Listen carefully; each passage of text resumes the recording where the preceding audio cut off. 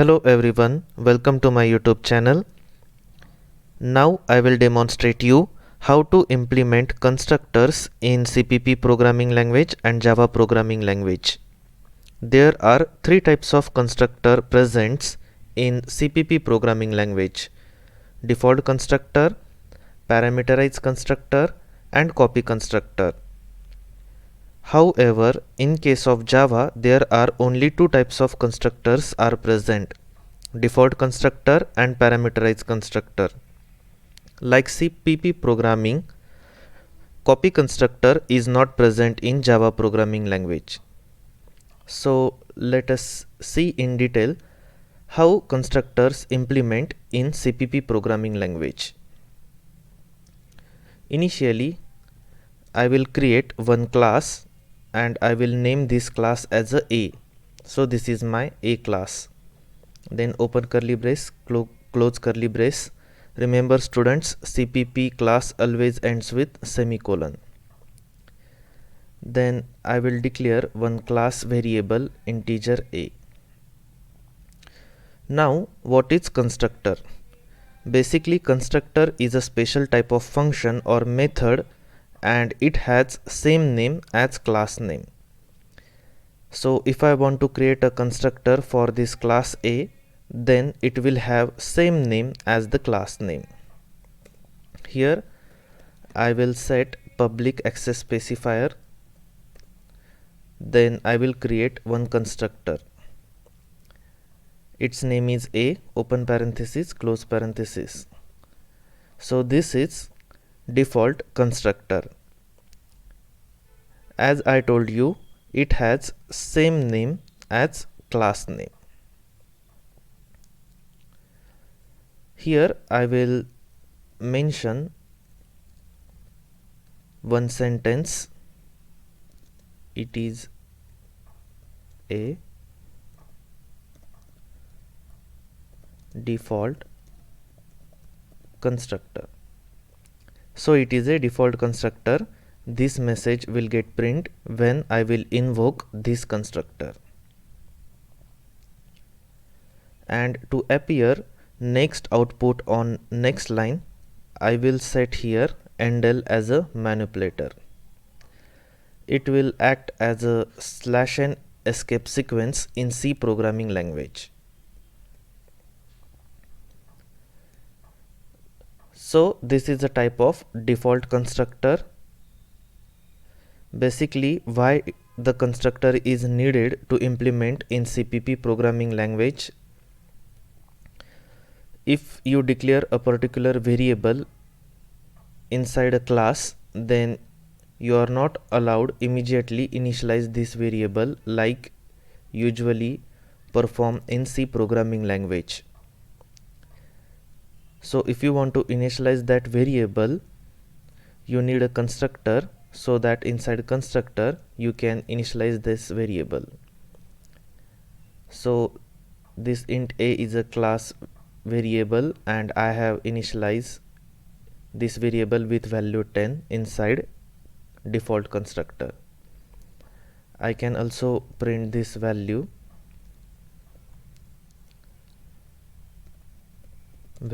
of a in default constructor.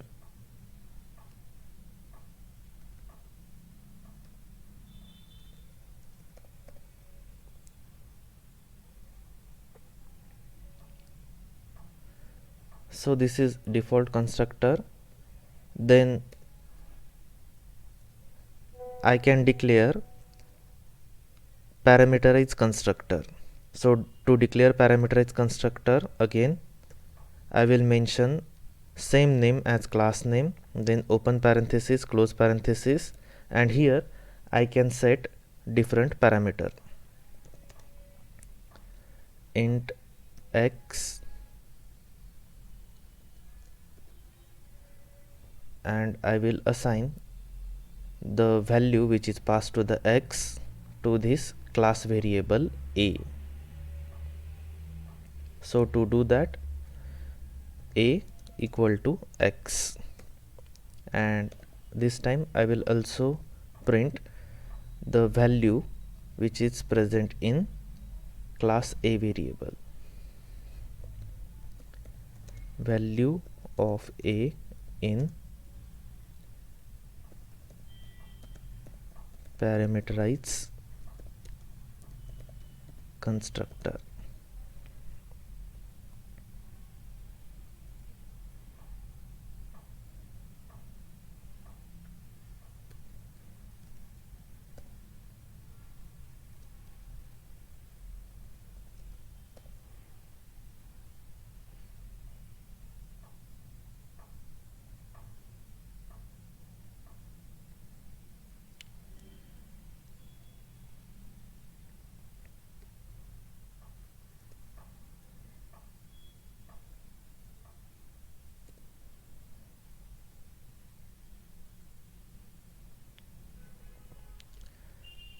Now I will create copy constructor.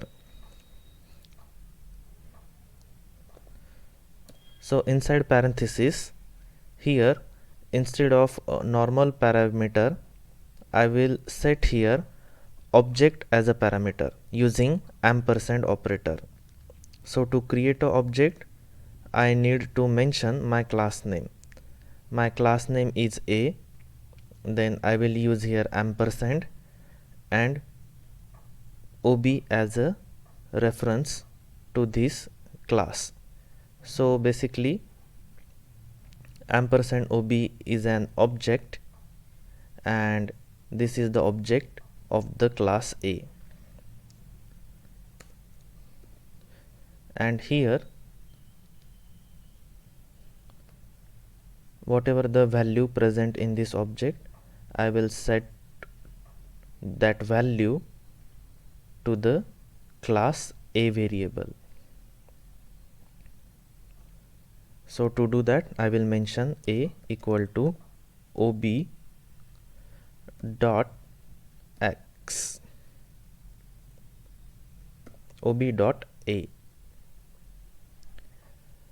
I will mention A equal to OB dot A, and again to print the value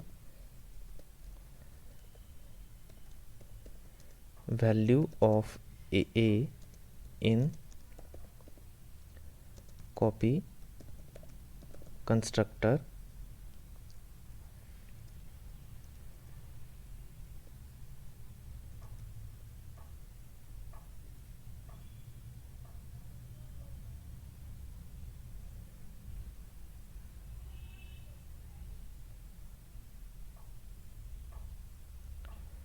So these are three types of constructor that I have declared in class A in CPP programming language.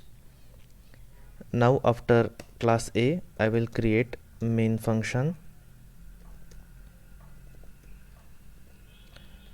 Since this main function has return type integer value, so this I will return 0.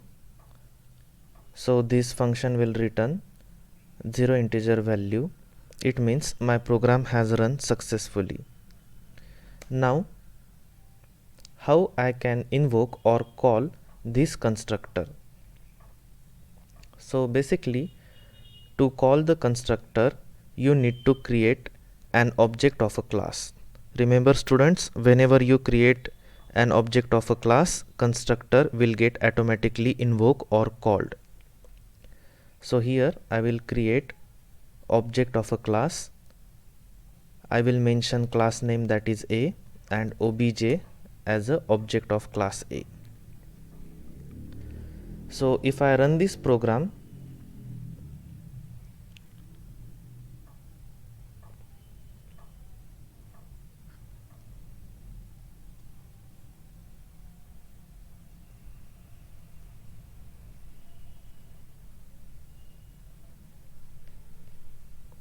I will build and run this program. So you can see the output is value of A in default constructor, that is 10. This is output and it is a default constructor. I will give here some space so that there will be space occur in this constructor and 10. So value of a in default constructor is 10 and it is a default constructor. So it means in this way, in this method you can call only default constructor. Now to call this parameterized constructor, I need to set an argument while calling an object. So here I will create another object of class A along with arguments. obj1, this is my next object of class A, and this time I will set 50 as an argument to this object, so that this 50 will get assigned to this x variable. Again, the value of x variable, which is 50, will get assigned to the class variable, and a is a class variable that I have declared initially. So to see the output, again I will build and run this project. Now you can see that value of a in default constructor 10, it is a default constructor, and value of a in parameterized constructor is 50. So this time parameterized constructor is also get called. Now to invoke copy constructor, there are two ways. First way is I will create another object obj2, and here in arguments I will send obj1 as a argument to this obj2 object. So this is a one way to call copy constructor. To see the output, again I will build and run this project. So basically this is the output. Value of a in parameterized constructor 50, this is a parameterized constructor output, and value of a in copy constructor 50. So this is the first way to invoke copy constructor. And second way to invoke copy constructor, I will create another object, that is obj3 equal to, this time I will set obj2 as a object, and I will assign the obj2 object to the obj3 object of class A. So again I will build and run this project to see the output, and you can see that value of a in copy constructor 50, this is the first time when copy constructor was invoked by first way, and this is the second time value of a in copy constructor is 50. So this is the second time when copy constructor was invoked by using this pattern. Remember students, to implement this pattern for the invocation of copy constructor, default constructor must be present in your class. So in this manner, three types of constructors are worked in CPP programming language. Now let's see how it is implemented in Java programming language. As I mentioned earlier, there are only two types of constructor present in Java programming language: default constructor and parameterized constructor. Here again I will create class A. This is a Java class.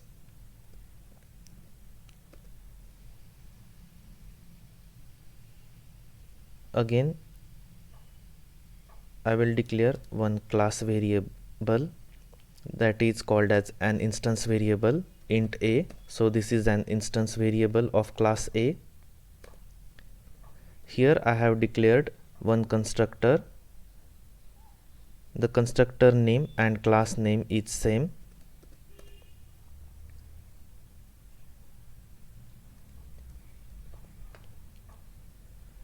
So this is default constructor in Java class. To print the value of a, I will assign first 10 value to this instance variable of a class, and I will print its output, that is system dot out dot println.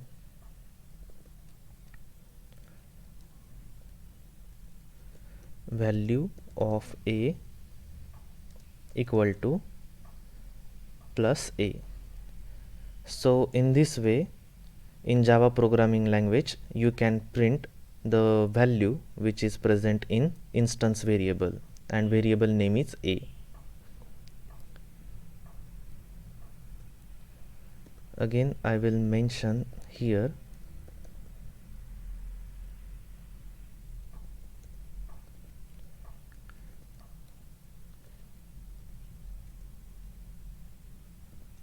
it is a default constructor. So this is a default constructor in Java, and now I will set parameterized constructor. Class name is a, and constructor name will also be same, that is a.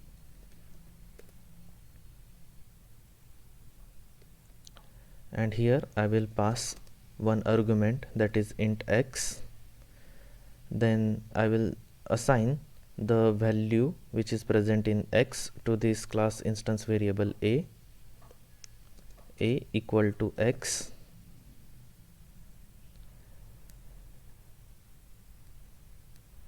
In Java, to assign the value which is present in parameter to an instance variable of a class, you have to make the use of this keyword.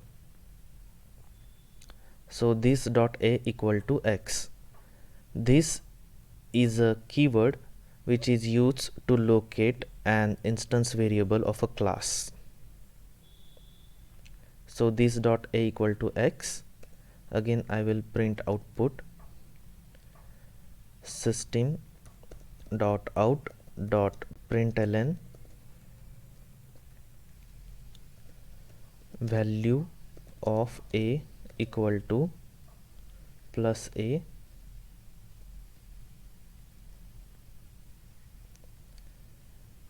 I will copy this sentence, paste in next line, and this time I will pass one string argument in this println method, that it is a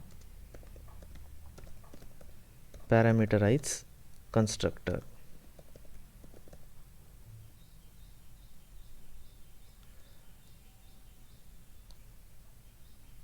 So these are the two constructors in Java. One is default constructor, other one is parameterized constructor.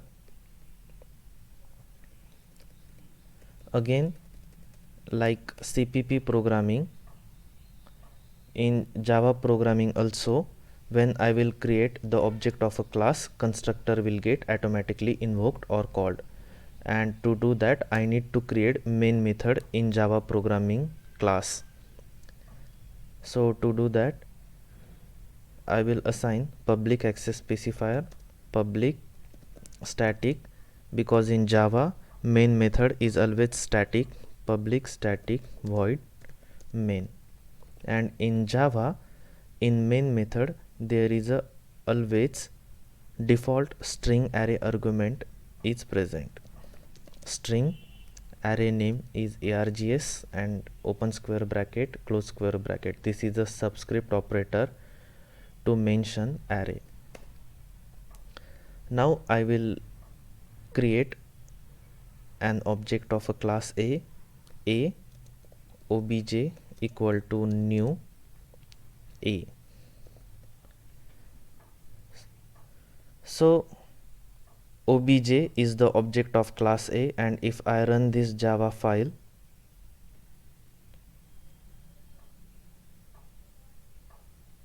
this is the output. Value of a is 10 and it is a default constructor. And to call the parameterized constructor, I will create another object, that is obj1 equal to new a, and in this time I will pass some argument to the constructor. So in this way you can pass argument to the constructor. Again, if I run this file, this is the output. First, value of a is equal to 10, it is a default constructor, and value of a is equal to 30, it is a parameterized constructor. So this is mechanism by means you can invoke parameterize and default constructor in Java class. Remember one important point, students. In CPP programming, you are not allowed to initialize variable in a class. So therefore, you are required to create a constructor and initialize the particular class variable. However, in case of Java, you can initialize the value or particular variable of a class. For example, if I create another variable int b, I am allowed to initialize the value of b here in class only. And even though if you haven't created the default constructor, in background by default Java compiler will create an constructor. So this is basic difference between Java constructor and CPP programming constructor. Thank you so much, students, for watching this video. Have a great time ahead.